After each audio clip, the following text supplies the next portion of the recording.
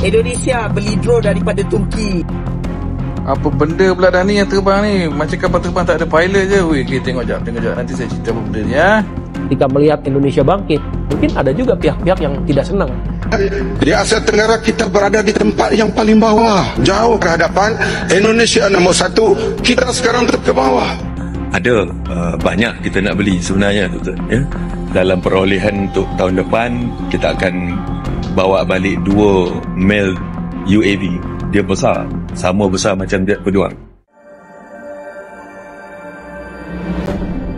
Di tengah percepatan modernisasi militer Asia Tenggara, industri alutsista Indonesia muncul sebagai kejutan baru yang bergerak jauh lebih cepat dari perkiraan banyak pihak. Uji terbang drone elang hitam, kerjasama strategis dengan produsen UAV Turki, hingga penguatan industri pertahanan domestik menunjukkan bahwa Indonesia tidak lagi sekadar pasar senjata, melainkan produsen yang mulai dihitung. Transformasi ini membuat lanskap kekuatan regional bergeser, membentuk persepsi baru bahwa Indonesia sedang menapaki status kekuatan pertahanan yang mandiri dan kompetitif.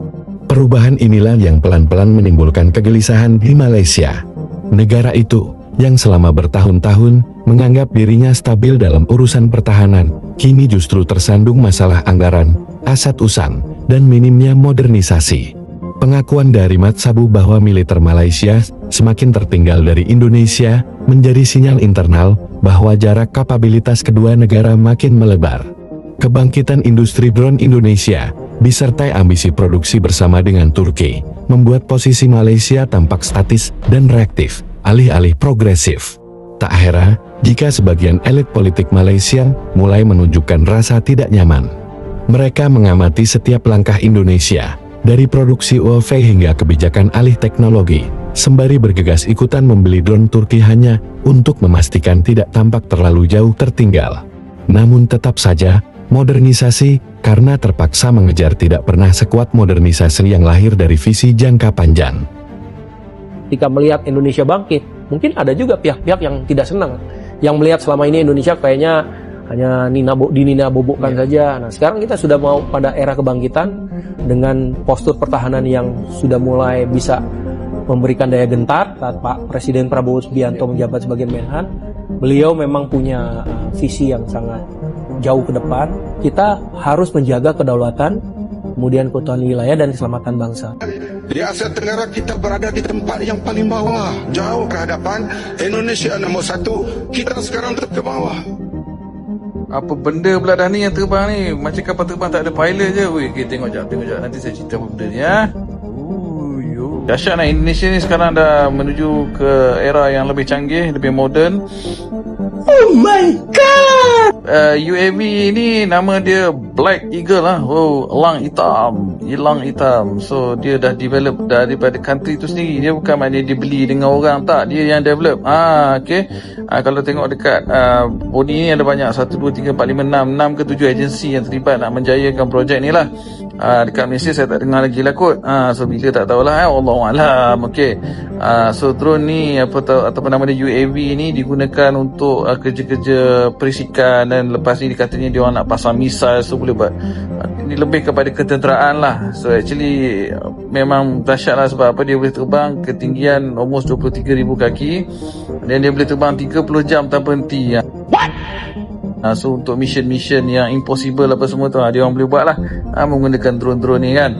Macam kita pernah tengok cerita-cerita perang, bukan cerita betul pun, perang-perang yang berlaku dekat Middle East sana, Iran apa semua, Israel apa semua tu, memang ada menggunakan drone-drone ni lah. Okay, so they are moving forward to the future. Sistem drone yang akan digunakan dalam itulah kerja-kerja ketenteraan ni lah. Hopefully Malaysia pun akan start lah. Don't be khawatir. Khawatir abah kau? Itu yang saya tahu adalah beli daripada Turki apa semua lah kan. Tapi itulah, kita kena sampai satu level yang lebih tinggi lah. Mungkin kita develop sendiri ke apa benda semua, supaya kita lebih padu dalam aspek ketenteraan kita lah. Di hadapan dua orang presiden, iaitu Presiden Turki Recep Tayyip Erdogan dan juga Presiden Indonesia Prabowo Subianto.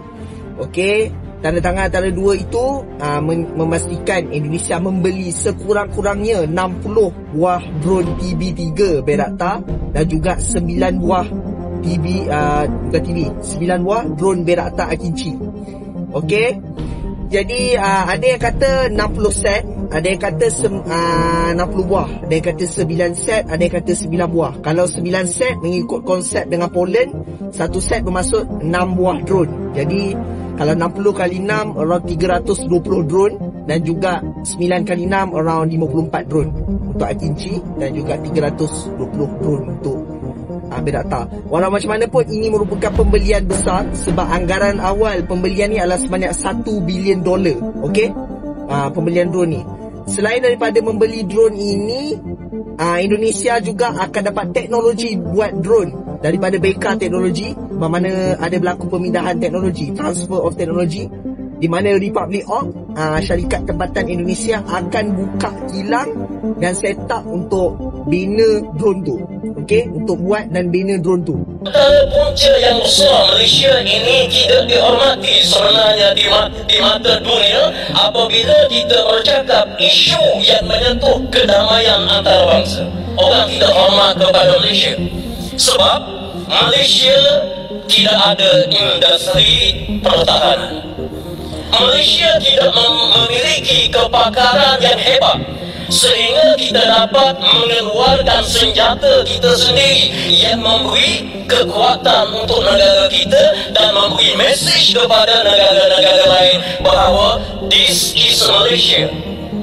Maknanya paling kurang kita standing dengan Jepun, kita standing dengan Korea, kita standing dengan Iran, kita standing dengan Turki. Ke arah itu barulah kita dihormati.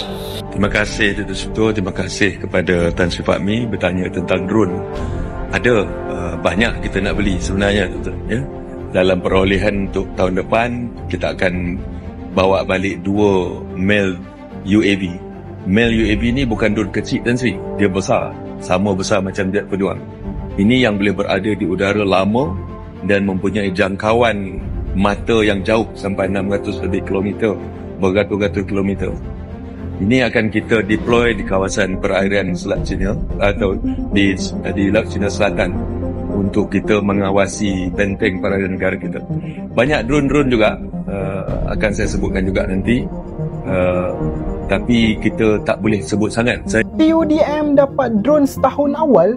So TUDM ni bakal dapat drone Angka S dari Turki setahun lagi awal daripada jadual. Duta Turki ke Malaysia, Emir Salim Yukel sendiri yang sahkan benda ni.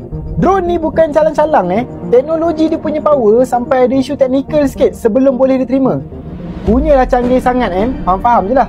So 3 unit Angka S ni akan ditempatkan di Pangkalan Udara Labuan tau. Kenapa kat situ Sebab kita nak monitor Laut Borneo Utara dan Laut Cina Selatan. Dengan range dia boleh capai sejauh 350 km, TUDM confirm boleh pantau zon ekonomi eksklusif Malaysia ataupun ZEE ni dengan lebih luas. So ni sedikit info Drone ni boleh terbang sampai 30,000 kaki, tahan sehingga 24 hingga 30 jam tanpa henti, dan boleh bawa muatan seberat 250 hingga 350 kg. Punyalah OP. Dengan adanya teknologi macam ni, ATM kita confirm lagi power. Siapa nak ceroboh confirm fikir 2-3 kali punya. Bagaimana pendapatmu mengenai ini, Sob? Tulis di komentar.